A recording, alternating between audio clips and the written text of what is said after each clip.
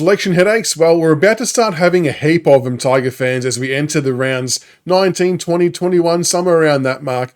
And it's quite fascinating to talk about or even think about that we've won 3 games. We're in some games, but out of a lot of other games. But yet there's going to be some genuine selection headaches very, very soon on the back of it. A list of players that are set to come back in the next 1 to 3 weeks, essentially. And some of them might have to do some time at VFL, so I've tried to factor that in. But I thought it'd be a fun exercise to take a look at what a possible best 22 could look like for rounds 19 or 20, or maybe even 21. We might stretch it out to 21 possibly, because it's going to look substantially different to what we're going to see this week against the Crows, I think.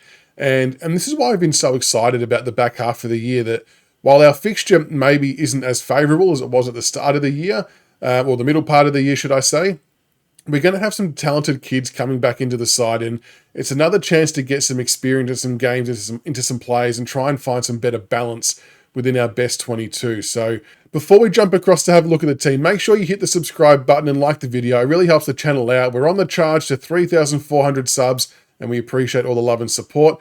But with that being said, let's take a look at what a possible best 22 could look like for rounds 19 or 20. Okay, so here we are with the potential lineup we could have. I've highlighted in green the players who I think would come into the side that aren't in there as of this week against the Crows. And there's probably some more that I've maybe left out, or some alternate versions that you guys might have some ideas on as well. So we'll start with the back line. Josh Gibcus, I've got him back in, so he's a week away as it stands right now from playing. So I'm giving him a few weeks at VFL level. I firmly believe he will play AFL football before the year's out. I actually think it's really important for his own mental health, I guess, and his understanding and belief in his own body that he can do it at the level. And it sounds like he's been training really, really well. So I've got no doubt he'll play AFL footy. And yeah, I've got him straight into the back line, although I have flirted with the idea of him playing forward. But with the forwards we've got coming back and who we've got available, maybe that's not so viable. Bolter, Vlauston, Brown, Miller, Sam Banks to make up your back 6. You don't want to tinker with that too much. So Gibcus there, I've got replacing Broad, but Broad on the bench. I still think we need him in the side for some experience, and he still adds some value to the team. Midfield line stays relatively the same with Hugo Ralsmith, Dion Prestia, Luke Traynor. I know there's going to be arguments about Luke Traynor playing on the back line versus the wing. I wouldn't care if Tom Brown went to the wing instead and Luke Traynor was back there. Like, that can be flipped around. Happy for that to happen. Half forward line, which is where things get a bit more interesting. Seth Campbell, who's obviously had a really good year for us so far. Harry Armstrong, I've got coming back. So as it stands right now, in the week versus the Crows, he is a week away from returning to football. So he's going to play in the VFL against Geelong next week, it reads like. So give him a few weeks there. I think he'll come back in.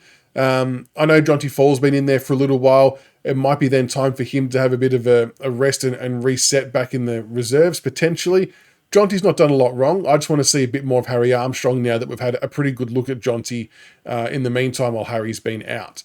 Tash Houghton on the half-forward line. Now, I won't be shocked if Tash Houghton makes his way into the side well before round 19. I shouldn't say well before, because there's not that much time before that. But he obviously had a pretty successful VFL debut against the Bulldogs on the weekend just gone. 14 disposals in about a half of football, but just already looked a level above the VFL standard. So he will not be in there for very long at all. And it's going to be very exciting to see him pop in on the half-forward line for the AFL team with his speed, his poise, his class. And you'd love to see him pinch some midfield minutes as well, somewhere down the line too. Full forward line, Sam Lawler.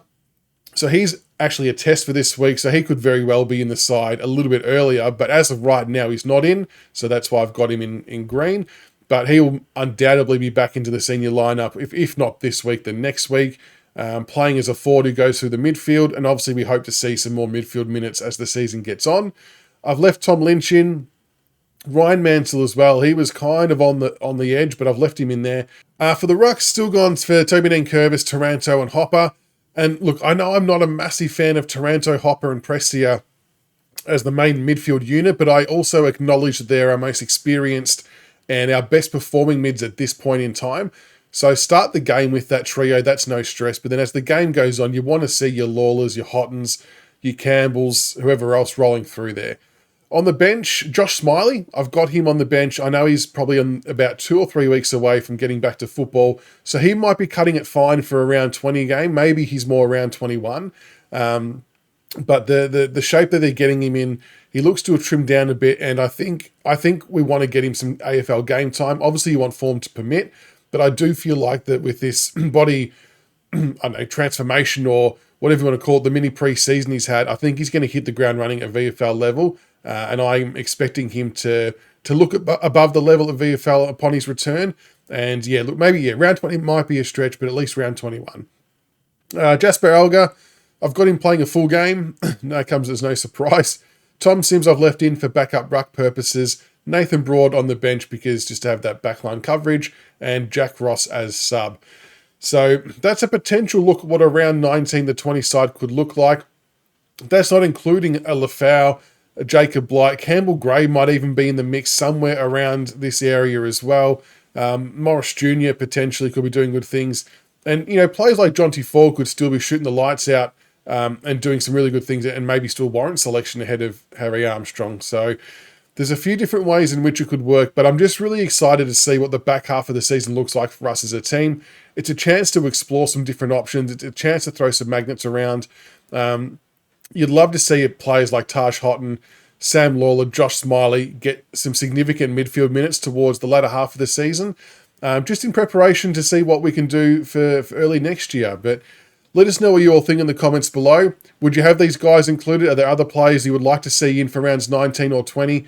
It's just excited to see so many draftees potentially available and in the side. It's going to be exciting. Like, we may not get some results that we want, and they're going to be developing and learning, and it could be some teething problems to come with it. But seeing, bulk of these draftees playing the year they've been drafted is bloody exciting. So let me know what you think in the comments below, and let's maybe check back in round 19 or 20 and see if this is somewhat close to the mark or if I'm just way off. But we'll have a look. Until the next one, go Tigers.